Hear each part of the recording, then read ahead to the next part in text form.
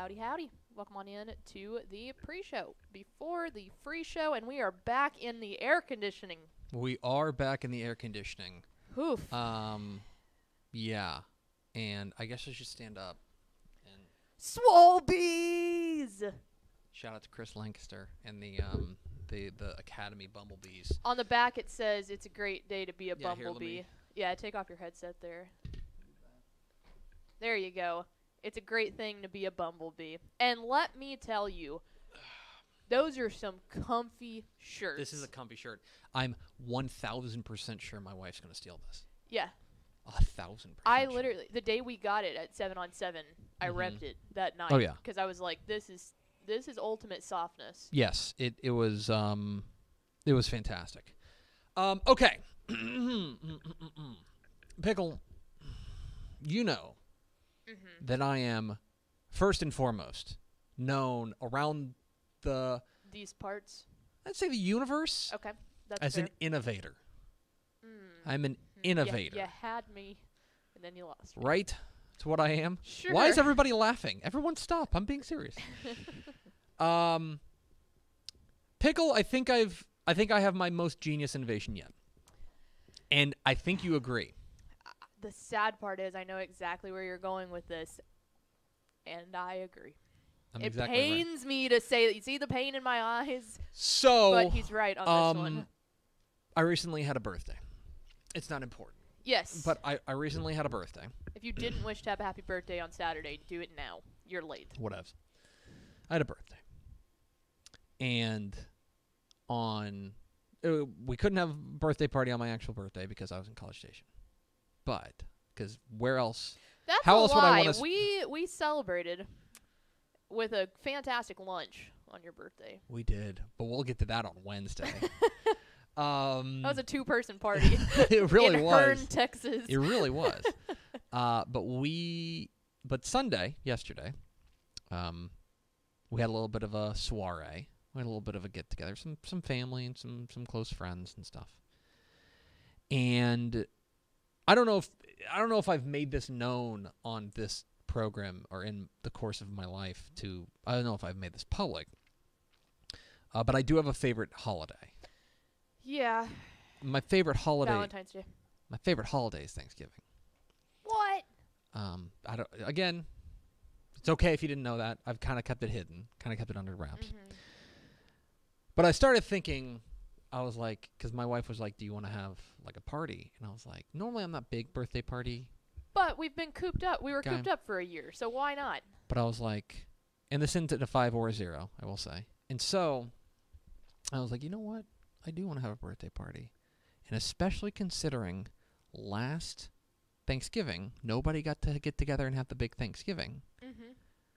Why don't we make up for lost time? And that's why yesterday I had what I think may be the world's first, the inaugural Thanksgiving-themed birthday party. But let's call it by its actual name, Greg's Giving. I didn't come up with that. I want to be very clear. Yes. It was a. But Tep Wife did, and she... Yeah. I think she's she the might have gotten goat. it from one of our friends who came Okay. yesterday. And so it was a potluck. And so I had a turkey, and we made stuffing. But then also somebody brought mashed potatoes. Mm-hmm. Somebody brought green bean casserole. Oh, Somebody- GBC, baby. Somebody brought rolls. And then we had a couple kinds of dessert. Mm-hmm. Guys, let me tell you something. Amazing.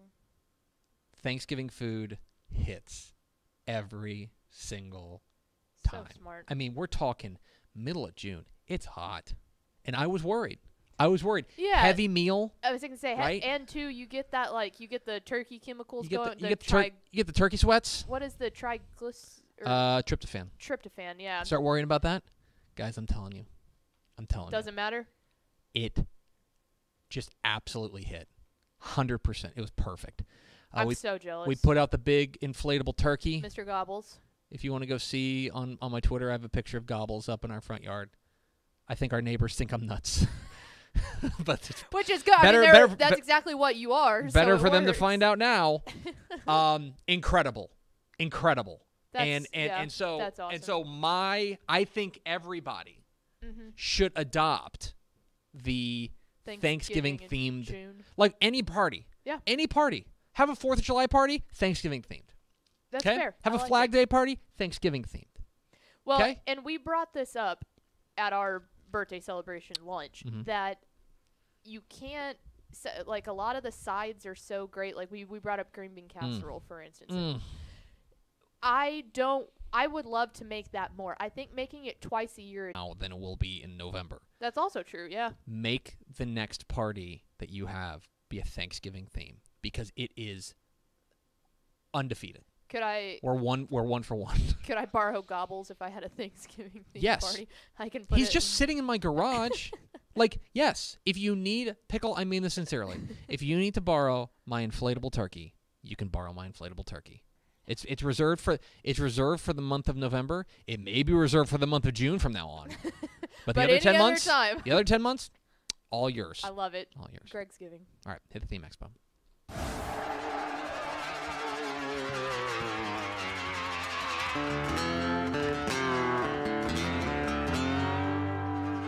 Let's go! Free money!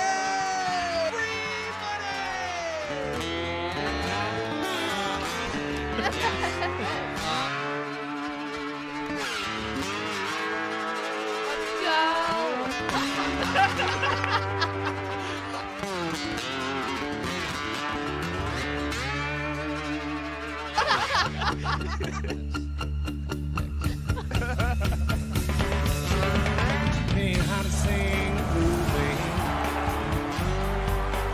Shot glass in your hand. Yes, y'all. From the Dave Campbell's Texas Football Mothership here in beautiful Lewisville, Texas. It's Texas football today, a show with a newfound appreciation for chilled air. My name is Greg Tepper. I'm the managing editor of Dave Campbell's Texas Football, a magazine, texasfootball.com, a corresponding website. Thank you for spending part of your day with us. Whether you're watching us live at texasfootball.com, Facebook, YouTube, or Twitch, or you listen to us on the podcast, which you can subscribe to on the podcast vendor of your choice. Either way, thank you for doing your part to support your local, mediocre internet show. I am sitting over there at the helm today, making us sound good. She's wearing makeup for the first time that I've seen her Yeah. in like 4 days. Yep. She's the Duchess of the Dork. She's Ashley Pickle.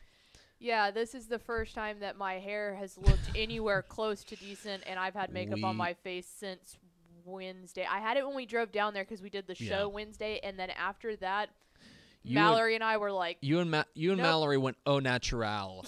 And that you don't need makeup. I want to be very clear. oh yeah, That's not a we requirement. actually woke up every morning and walked downstairs, and Tepper was like, "Oh God, what's That's wrong not with y'all?" true. That's not true. Well, and the other funny thing as is, the sign falls on you again. yeah, just keep talking. We'll let Yeah. you go. Yes. It was. We were all. We'll get to the vibe check here. We'll tell you a little bit about 7-on-7 a little bit later. But yeah, it was a really. When you spend 3 days in College Station, like you know it. Oh, Especially I've got 'cause you're some outside. for our vibe checks. I've got some hot takes on cold showers. Okay, we'll get into that. Today is Monday, June 28th, 2021. 150 days till Thanksgiving. Happy birthday to Kevin De Bruyne. Kevin De Bruyne, who is playing for Belgium right now. They won yesterday. Sure. He currently plays for Manchester City. Episode 1193. On today's show, guys, we've got headlines from across the state, including a pretty major coaching change that we believe is coming down right now. It's been reported by a source that we trust, and we've kind of been able to piece together some sources that we think is going to be able to verify it, so we're going to get that into that. In the back half of the program, we're going to start talking about what happened this weekend at the state 7-on-7 tournament in College Station. That's where we were Thursday, Friday, and Saturday. We'll talk about what we saw. We're not going to get. I'm not saying we're not going to talk about teams because we can. But this is going to be a lot more like vibe check. This is going to be a lot more like talking about what the experience was like, what the tournament was like.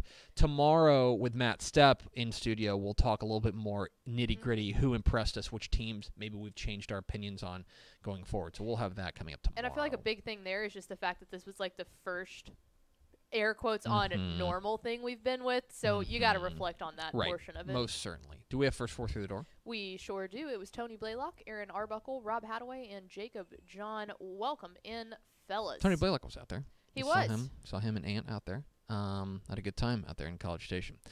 Okie dokie, Pickle. Oh, I guess we could tell you one thing. So, Sure. a quick shout out. I don't know if you're watching the show, but a quick shout out to our interns. Yeah, for multiple things actually. Quick shout out to our interns They've because been they had a that we gave them a big task of I'm kind of looking at them seeing if they're watching. They had a big task of updating our website with all of the capsules, the preseason or the preview capsules that are in the 2021 summer edition of Dave Campbell's Texas Football. More than 1,400 of them. I was You gonna see say, that? which is a lot of them. Because you remember, okay, they're pumping their fist. Okay, there we go. Um, Good job, intern, and they're watching. The Wow. interns Good crop. plowed through and Mm-hmm. updated all of our team pages on TexasFootball.com. So if you're a subscriber, if you're Dave Campbell's Texas Football Insider, you can go read the expanded capsules for every team in the state if you go to their team pages at TexasFootball.com. And if you're not, and you want to become a Dave Campbell's Texas Football Insider, TexasFootball.com/subscribe, you don't have to wait for your magazine to get mailed. We're going to mail it to you today. But you don't have to wait for your magazine to get mailed to you. You can go and read your favorite team's previews right now on our team pages. Yeah. So shout out interns. Yeah, I and- was fully expecting that to take like 3 months. Yeah. And it Kayla took them walks like over and she's like, "Hey, we're done." And we said, "With what?" yes. Oh, the thing. And they also did a great job cutting up 7-on-7 highlights this Yes, weekend. they So, did. Shout out. Shout out interns. Yeah. Good job, interns. Greg might learn your name here at some point. I want to say one of them's named Bill. Bill. That sounds about right. That sounds right. Kyla. Good job, Bill, Jerry. Chandler, Jerry, all of them. You did great, guys. Well done. All right, let's get into some headlines from across the state now that I've insulted the people who have done such good work for us. Anyway, let's get to some headlines from across the state. We're going to start, unfortunately, with a couple of bummer headlines, Yeah. which is not fun. But we're going to start with some news that came out last week about legendary Texas A&M coach and, of course, former Dave Campbell's Texas Football cover boy R.C. Slocum. Coach Slocum has been diagnosed with Hodgkin lymphoma. So he is undergoing treatment. The Texas A&M put out a statement about this. Coach Slocum, of course, is a former Dave Campbell's Texas Football cover boy and a legend around these parts. Very sad news. Of course, he's the winningest coach in Texas A&M history. He is a member of the College Football Hall of Fame. He is on the College Football Playoff committee rather. And by the way, his winning percentage is the best in Southwest Conference history. And so it's very sad. Now I believe he's going to. They said that he is. He will require chemotherapy and will undergo that in College Station. So certainly hold a thought, say a prayer for the great R.C. Slocum, the legend R.C. Slocum, because he's a guy that we need in the football world. So hold a thought, say a prayer for Coach R.C. Slocum as he undergoes chemotherapy to treat Hodgkin's lymphoma. Another bummer headline coming out this week was coming from Tennessee. And you're thinking, that's not in Texas. That's not Texas. But freshman quarterback Caden Salter, who, of course, led Cedar Hill to the state championship game last year, has been dismissed by the Tennessee Volunteers program. He was arrested on charges of simple possession and driving without a license last week. He was previously suspended from the team in March because of an incident at an on-campus residence hall. He got reinstated, and then he apparently was pulled over and caught with driving without a license and had simple possession. So he has been kicked off of the Tennessee program. Obviously, right now, he is a little bit of damaged goods. Do you know what I mean?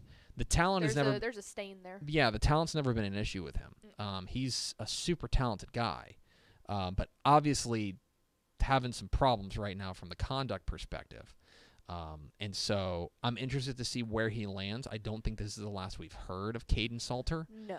But I would expect to see him land somewhere, but under very strict, depending on where he lands, some very strict kind of guidelines on here's what's going to happen, and if you don't straighten up and fly right, you're going to be gone again. And of course, we always hope that he can figure out the Absolutely. off the field issues, because we never want to see You wanna- talent like that or a good kid. for sure. the You most want part. to root for him. Yep. You want to root for him. You want to be able to root for him. So there's that. Okay, let's get to some happier news. Yes. We'll start. There's a lot of college football or high school football coaching changes. Okay. I guess we can now report this, and I sent you.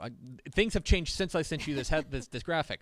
But Cedar Park has made a hire. Cedar Park was probably the biggest remaining coaching vacancy. Of course, it came open with Carl Apsek left to go take the job at Barbers Hill. They have now made a hire. This is being reported by Bob Ballou down in the Austin area. And he's very trustworthy, not just because he's a Mizzou grad, but he's usually pretty darn good. This apparently we missed it because it was during the 7-on-7 tournament. It apparently came down Friday, but he said that multiple sources are reporting that the new coach at Cedar Park will be Michael Quintero. Michael Quintero was the head coach at Red Oak. So here's kind of how this had happened, okay? And I'll kind of take you behind the scenes of our sourcing and stuff like that. We had heard Matt Stepp, our Dave Campbell's Texas Football High School football insider, had heard that that Michael Quintero was going to be the guy, but we were not able to confirm that independently. We weren't able to get that on the record independently. Obviously, Bob Ballou is a guy who we trust and a guy who's very, very good at his job. But then a lot of things kind of came about that said that kind of fell into place. Right. Because, for example, Matt Stepp called me this morning, and he said, hey, Red Oak is posted. The Red Oak head football coach job is vacant. It's open. That's a job that's publicly available, and so you know that's the kind of thing you can report, that Red Oak is open. That's on the record. And so piecing together those two things, that makes a lot of sense. Yes. Now, Michael Quintero was on Chris Ross's staff when he was at Cedar Park, and then he followed. He was on his staff at Red Oak when Chris Ross left to go to Lovejoy. He was promoted to become their Red Oak's head coach. Stepp said he thinks that there was some coordination with Joe Willis as well. Yeah, I believe there's definitely a long line of history there. He's got a history there at Cedar Park, so he's returning back to the Austin area to take over at Cedar Park. Michael Quintero, reported by Bob Ballou down there in Austin, is going to be the new head coach at Cedar Park. That would leave Red Oak open. So that's another kind of those dominoes. That's another big name gig. I'll tell you, man, June has been crazy this year. I had a conversation with a coach out there at 7-on-7, and he brought this up. He's like, have you ever seen a June like this? I said, no, it's been a lot of kind of wide open stuff. And there may be more coming, hint, hint. There may be some things coming, so keep an eye out, especially on Matt Stepp's Twitter feed, because there may be some more breaking news coming down. Let's get some more news and notes from the Texas high school football coaching realm as, again, a busy June in coaching changes gets through. McAllen Memorial has promoted their defensive coordinator, Moses Patterson, to be their interim head coach. Moses Patterson taking over there at McAllen Memorial. Coach Bill Littleton retired on June 2nd after 22 years as the head coach at Cuero and McAllen Memorial. Moses Patterson will be the interim head coach for the 2021 season. So we will see how that goes there with Coach Patterson. But Moses Patterson, the new head coach for 2021 of the McAllen Memorial Mustangs. Hereford has made a hire. Yes. Hereford, of course, came up when Don DeLozier stepped down after 18 seasons at Hereford. Long time He's stepping down and stepping into a new role with Hereford ISD, staying with Hereford ISD. The new head coach will be Frisco Reedy's offensive coordinator, Adam Nairn, moving from the DFW Metroplex out west to take over at Hereford with the White Faces. He got hired just past week. Decatur. We talked about this last week. Yeah. Of course, the strange and I would say unfortunate situation at Decatur with Mike Fuller kind of being, I mean, he resigns his post, but there's a lot. That's a loaded way to put it. In any case, they have named an interim head coach for 2021. It's been their offensive coordinator, Ty Lang. Ty Lang is going to be the new interim head coach at Decatur as he gets promoted in place of Mike Fuller.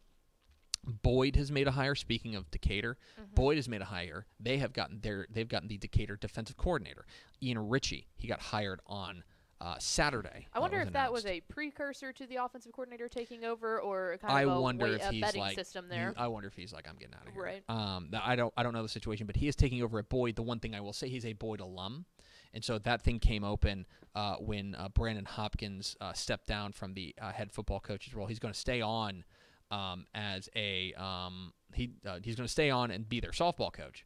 But Brandon Hopkins is not going to be the Boyd head football coach and AD. That will now be Ian Ritchie, who will be at least the head football coach. I don't know about the AD part, but that is of course important there. But the new head coach at Boyd, Ian Ritchie, who is a Boyd alum. Monte Alto has made a hire. Monte Alto, the mighty Blue Devils. Robert Meza is out after 3 seasons. They started football back in 2012, and they've really run the gamut with a lot of different coaches. Robert Meza is out after 2 seasons. The new head coach, in fact, Matt Sepp notes on TexasFootball.com that no head coach has lasted more than 3 seasons at Monte Alto. The new head coach will be Wally Gonzalez. Wally Gonzalez was promoted on June 21st to be the new head coach and athletic director at Monte Alto. Riesel has made a hire. Riesel, of course, came open when Keith Stiffelmeyer left to go join the staff over at League Worth. He resigned after 2 years. Scurry Rosser's defensive coordinator, Tyler Crow, will be the new head coach at Riesel for 2021. And finally, Agua Dulce, the mighty Longhorns. They were looking for a new head coach after Robert Beard left after 9 relatively successful seasons at Agua Dulce. He went 42-50 overall. They went 10-2 back in 2019. He is left, and they have a new coach in Gary Hartman. Gary Hartman is going to be the new head coach at Agua Dulce of the Longhorns. He was a longtime Teloso Midway assistant there in the Corpus Christi area. So that is all the news that's fit to print. You can find all the coaching changes at TexasFootball.com. Do you know what the total number is up to now? I know we were over 200, and that was at the early part of June, which is insane. Boy, it's going to be over, it says 187 plus 49 is a rough estimate. So you're talking, 230 something. And then now we're just and we're adding flipping more. and flopping. And now we're flipping more because, for example, now Red Oak's open. Exactly. Right? Red Oak's going to be open, so that's going to be another change. Yeah. It'll be very interested to see after the first week. Well, guys, I just can't stress enough how late in the game it is. Oh yeah. How late in the game. coaching school is in 3 weeks. And then after that, it's summer workouts. It's summer workouts. You're getting into 2-a-days right away. So it's a very, very interesting time here in Texas high school football. We are Texas Football Today. We're here every weekday at noon on TexasFootball.com, talking football in the Lone Star State. You can follow us on Twitter at DCTF, like us on Facebook, Facebook.com/Dave Campbell's. Follow us on Instagram, Instagram.com/Dave Campbell's, and of course, see us at TexasFootball.com. TexasFootball.com is where you can find complete coverage, high school football, college football, and recruiting all across the Lone Star State. Hope you'll consider becoming a Dave Campbell's Texas Football Insider. You've been seeing a lot of people posting their magazines. The 2021 summer edition of Dave Campbell's Texas Football could be you. Could be you. If you go to TexasFootball.com/subscribe. You didn't hashtag miss the FOMO. We'll drop it in the mail for you today if you go to TexasFootball.com/subscribe to become a Dave Campbell's Texas Football Insider. And, of course, we updated our beloved interns, updated our team pages so you can read your previews even before the magazine shows up. And premium content, including premium podcasts, access to our archives. If you're a real, dork like me, and you go to TexasFootball.com/archive, we have every one of the 62 editions of Dave Campbell. Actually, that's not true. We don't have the 2021 up yet. But we have 61. The 61 previous editions of Dave Campbell's Texas Football up digitally for you to flip through. So if you ever want to pick up, Nerd. If you ever want to flip through the 1960 edition, you can, and you can see what Dave had cooking back in 1960. Something you always bring up with that too, the ads. The ads are really cool to look back at. The ads are dope. TexasFootball.com/subscribe to become a Dave Campbell's Texas Football Insider. Pickle, this past weekend, we were in College Station for the state 7-on-7 tournament. Of course, there was no tournament in 2020 due to the COVID-19 pandemic, but it was back in full force in 2021. And here to help us break it down with our vibe check is our chief vibe correspondent. We're joined by Ishmael Johnson. Hey, what's up? Hey, Ish. Hey. How was your time in College Station? Hot. Humid. That's it. All right. That's going to do it for us. And there were the vibes. And we're done. So we were down in College Station, And for those who don't know how the state 7-on-7 tournament works, it takes place at Veterans Park in College Station. And it's just this large, sprawling park. There's not a ton of tree cover. Nope. Not a ton of shade. And so, yeah, I think the first and foremost is, we can all admit, a little toasty, a little hot and humid. Yeah, definitely. Make sure you have your snacks ready to go, your water ready to go, all that. The cooling towels were clutch. the most clutch thing that any of us brought. I Yeah, feel like they we were. can all agree on that. Yeah, and so it's you know, you got a big dumb hat, you got sunglasses, you got sunscreen, Well, stuff sunscreen like that. was also important. Sunscreen was important, and this was now Pickle. I'm interested in getting your opinion on this because this was your first trip Yeah. to I was a 7-on-7. rookie. What was your overall takeaway? How did it measure up to your expectations as far as the event is concerned? It was as hot as everyone said it was going to be. Like that is because I was like, "Oh, come on. Like how it'll be hot, but is it really going to it is that hot, as hot as they say." So that was one thing, but it was really I was unbelievably impressed by how efficient everything went. Like they have it. We were talking to a couple of the parents and stuff that were out there, and it's like they have it nailed down to a T. Games aren't running late. Games are starting right on time. It's in, it's out. Registration went well. I was very impressed by just when you get there, you realize the massive teams that were there. And it's like the fact that they can keep that many high schoolers on that much of a schedule, it is totally obvious that it's run by coaches. And that was like the big thing that I took away. I was very impressed with that. But it was a lot of fun. Once we kind of figured out field numberings and Mallory and I knew where we were going, it made it real easy to get around. It was a good time. And it was nice to be back to normal, like I said earlier. That was the biggest thing. Yeah, that Ish, I don't know how many coaches. The great thing for us is that we're around there. We get to see coaches that can't coach the games, so they're miserable. But they're thinking about football. They're there, and so I don't know about you, but the overall thing that I heard from coaches more than anything was like, man, it's just good to be out here doing football stuff. Yeah. Similar. And you kind of got the feeling from, a lot of media members, a lot of parents as well, because, media members, we had our own COVID protocols to follow during the fall, and you couldn't be near the teams on the side. You could be on the sidelines, but you really couldn't be near the teams during the fall and things like that. And so just having the freedom to roam around again, just kind of interact that way. And I want to kind of echo what Pickle said about just the efficiency of it all, because in previous years, there were some rule changes and to the game. In previous years, there were 20-minute halftimes or 10-minute halftimes. 10 minutes. Yeah. 10-minute halftimes, and the halves were about 20 minutes, and they reduced them to 15. Now there was a 2-minute halftime, and so games were just going if that in and too. I was about to say if that. Sometimes, water sometimes they break. just I was about to say Be like, water you guys break. good to go? Let's go. Yeah, it was like either water break, go, or just flip. Right, you just flip the field, and that made games go by so much quicker.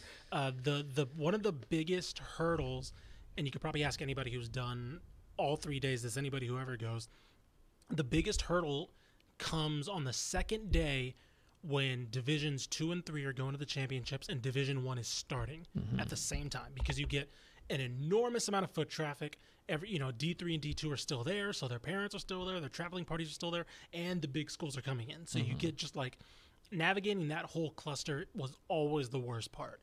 That was alleviated this year because D2 and D3 were done basically 30 minutes to an hour before D1 got started because of the time change. And so that cleared out basically the fields for about a good 30, 45 minutes. And then D1 had basically the whole area to roam themselves. It wasn't hard to navigate and get to, across the field or whatever, or across the park, I should say. And that cleared up so much. And then you could just focus on D1, right? Yeah. And towards the end of the day, you had the consolation, the championship, and the championship on the same field, which typically it was just the championship, the winner's bracket on one field at the end of the day. And so everything on Saturday was done by 2, which is wild because usually the game's not kicking off till 3, and the game kicked off at 1. So by that time, you're interviewing the champions, you're talking to the players, and you're out of there.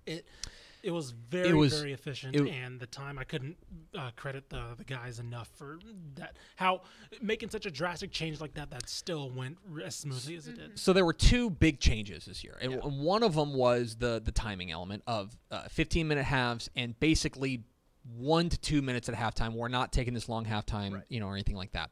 The other thing, and this is a small thing, but it made a huge difference, is in previous years there was basically one clock. Okay, Yeah, and yeah, every that's a good point. field operated on one clock. Okay, and Like, and that would go for injuries too, because Yeah. every time an injury would happen, like you're on field 12, injury happens on field 3, literally a half mile down Yeah. the park, and the whole event stops. I Stop. thought that was wild when you Right. told me It that. was. Yeah, that's how And that's how it used to be. and there would be like literally like an air horn. There'd be like an like to start and stop the halves, yeah. like the timing.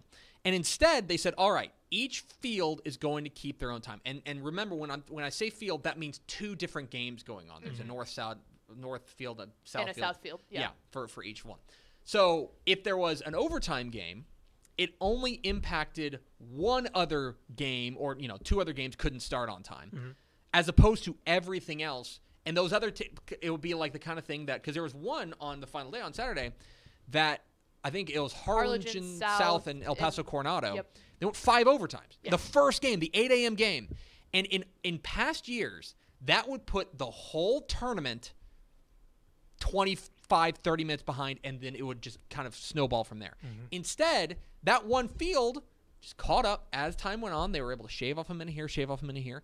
And then eventually they were right back on time. And that was so important as far as an efficiency perspective is concerned. And talking around a little bit, one of the changes, I mean, again, these guys, a lot of the coaches that run this, they're open to changing it more. So they were gauging what people were thinking, things like that. And one of the things I heard pretty commonly, I think it's something we'll probably see implemented next year, was I think they said they would maybe shave off, because during the D3 and D2 championship brackets, there was, I think between the quarters and the semis, I think there was yeah. like a 20-minute break, and they said maybe we'll shave 5 minutes off of that and move that from the first round to the second, Second round. because first, second, and quarters, I want to say, are pretty much like back to back to back. Like you have some time to move your stuff, but you're starting right away. And then from the quarters to the semis, there's this big gap. So what I think will be done next year is they might take 5 to 10 minutes off of that break and move it in between, so you're not doing back to back to back games. Right. Because those quarter games, I mean, there were some teams that looked pretty drained. They were towards the end, it was getting to a real big battle of fatigue. There. Yeah, exactly. It ended up being like you wanted it to be who is the best team out here, Sure. not who can Last who can Those- cramp And less. I You was know. gonna say, and it's hot. So those athletes Yeah. are, when they're doing that. The other thing, just from a 7-on-7 rookie perspective, that I never really thought about was I loved having the pool play where you get to go around and see literally any team that you want, and then that next day with the championship or consolation bracket, those are one and done games. Yeah. So Yeah. the vibes, if we're doing a vibe check here, the vibes in the fans on those elimination games starting at 8 a.m. Like, it was crazy to see people so hyped, but it's because if you lose that 8 a.m. game, you don't have another chance. Just get in the car and go That home. was Yeah. awesome and made the whole full day that we were out there go by like that because everyone was so amped. And if you missed it, then the 3 champions in Division 3, East Bernard was a champion, and we'll talk more about this tomorrow. But I mean, that is an example of like the most dominant team just carrying it like through. all They the way were through. they Which were is surprising because, again, they're a slot T team. I know. Right? Like they're a team that runs the ball, and I talked to Dallas Novick about that, the quarterback, and I looked it up. Last year he threw under 80 passes Yeah. on the season, and they go out and win and dominate 7-on-7. Like, Well, and it tells you 2 things. One, about their defense, Sure. which that's gonna translate, apple to apples more or less. The other thing, unless their front 7 is terrible, which I have a hard time believing East Bernard's front 7 is gonna be terrible. Didn't look like it. The other thing is, and this is an important thing to always take in, is the context, right? The context is you got teams, for example, watching Cy-Fair. Cy-Fair is a team that runs the ball a lot. Yeah. If they're able to go out there and throw the ball, then you go, okay. something they're gonna interesting be- here. For example, another perfect example is Wascom. Wascom's a oh, team that man, runs yeah. the ball exceptionally well, but all of us watched that sophomore quarterback, Cole Watson. Watson. Cole Watson, yep. that sophomore quarterback, and came away and like, this dude's a playmaker. Yes. And when you add that context into the fact that they're always going to be able to run the ball, that's what they want to do. If they're adding this passing element, they're going to be especially dangerous. So East Bernard wins in Division 3. Division 2, Kaufman wins. They beat Argyle, their district rival, in the championship game. That game got a little, not the game didn't, but there was some Atmosphere. atmosphere. There was some chippiness in Yeah, the among there the was some fans. tension in the there was air. some tension, exactly. Added a little humidity. We were taking some. It was serious, and that's part of the I think the rivalry part of it is that you had these two teams that know each other really well. Plain and simple, Argyle took it to Kaufman last year in 11-man, and they were Kaufman. I think came in, chip on their shoulder, wanted to come in and prove that they could hang, and they had already beaten district rival Melissa on the way to the title game. They end up winning which was another team that looked ridiculous. Exactly good. right. And speaking of rivalries, we did get to see Lake Travis and Westlake finally. Yeah, because we missed out on it last year. We did. We missed out, but they played in a quarterfinal. And Lake Travis, Westlake had looked dominant. Kate Klubnik had looked razor sharp. And Lake Travis came in again, kind of chip on their shoulder, and I played think they got very, in their very head well. a little bit. Made it to the state championship game. Lake Travis did. Ended up falling to Hebron. Hebron, the Division 1 champions. That was a fantastic game. Who was That the was receiver for awesome. Hebron that basically had Number like a 11. breakout tournament? I can't remember his name. There was Patrick Young was one of them. He's the really long. Kobe Baldwin is the guy I'm thinking of. Or you think Coda Bridges? Coda Bridges was fantastic. Number 11 was Patrick fantastic. Young was fantastic, and then their quarterback Buniff, Jacob Buniff. All three He of them were looked fantastic. sharp.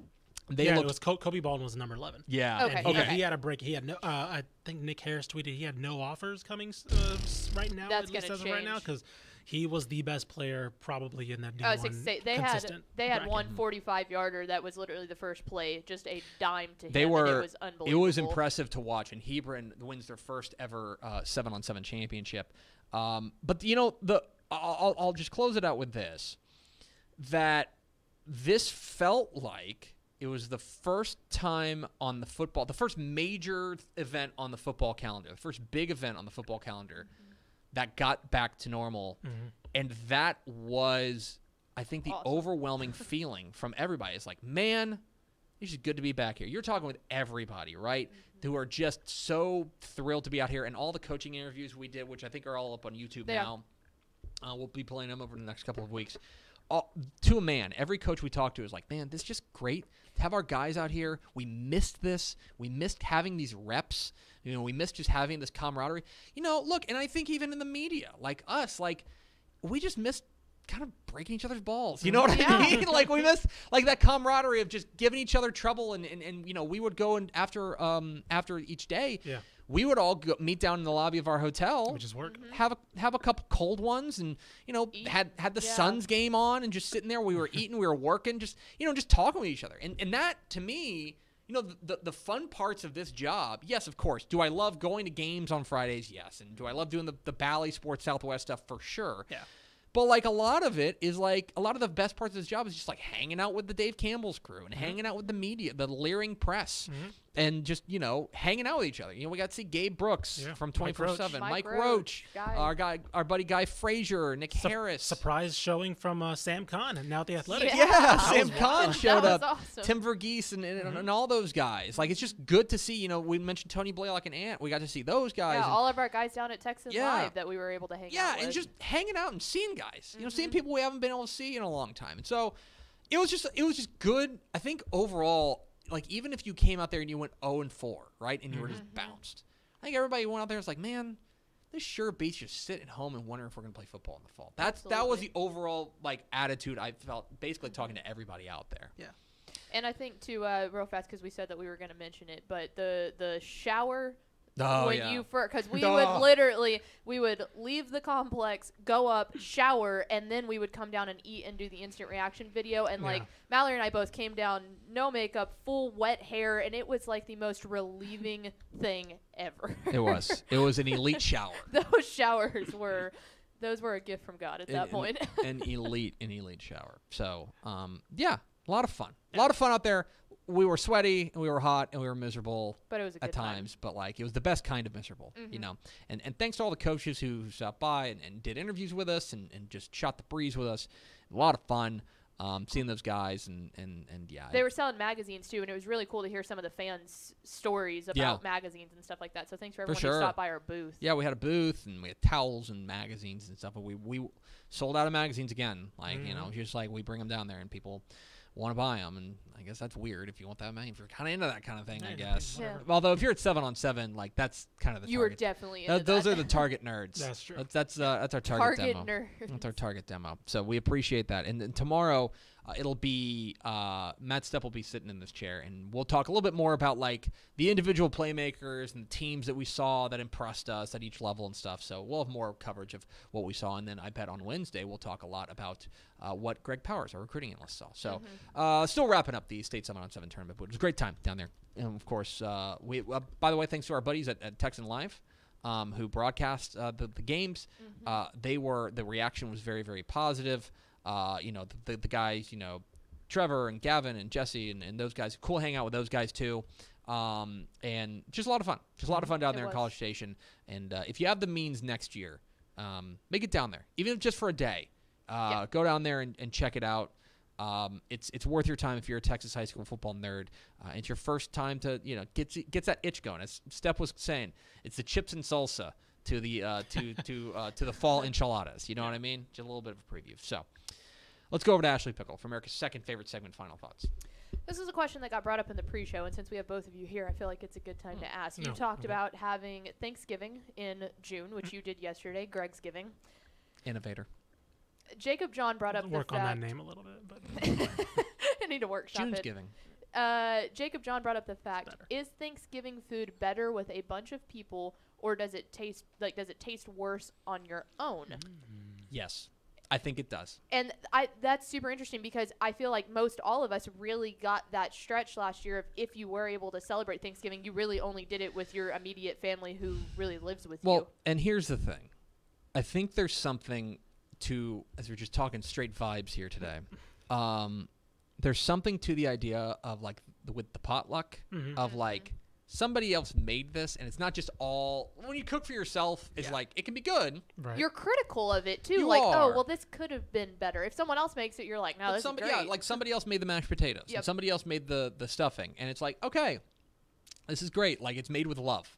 You know what I mean? It's made with, we're all pitching in and doing this together. It's a communal aspect, and I think that helps to make it taste better. Does it actually taste better, like in a blind No. taste test? No, but like when you add in the context, just makes it better. Yeah. Okay. Because I asked you about does the weather play a factor? Yeah, Because and- I asked you part of the enjoyment of Thanksgiving is that it's cold outside. It's a lot of warm, Yeah. like and- homely foods. It was different. It I'll tell warms you, up your it gut. hit different, but still hit. It still hit. You know what I mean? Like Fair it was enough, still fair enough. like the community aspect of it made it better, and the fact that you were able to it is a heavy meal during the summer, Right. which can be tough. But I also think we had air conditioning, but B, B, it was just, I think everybody was just so happy to be together. And I think that kind of made up for any sort of like heaviness to the meal. I also feel like not even taste wise, but maybe it's different at y'all's. It's probably the same. But like when you're in the kitchen serving up your plate, the loudness and the people waiting Yes. in line, that even adds up to it. Yeah, it's a whole scene. You got to make the scene. And the Thanksgiving scene yesterday was awesome. So just can't stress us enough. Whatever your next party is, just make it a Thanksgiving thing. It'll be a good party, I promise. All right, that's going to do it for us. Thanks for spending a little bit of your day with us. Matt Stepp will be here tomorrow for a 7-on-7 breakdown. Follow us on Twitter at DCTF. Like us on Facebook, facebook.com/Dave Campbell's. Follow us on Instagram, instagram.com/Dave Campbell's. And, of course, see us at texasfootball.com. For Ashley Pickle and Ishmael Johnson, I'm Greg Tepper. Vince Young, please come get your Player of the Year trophy. We will see you tomorrow on Texas Football Today.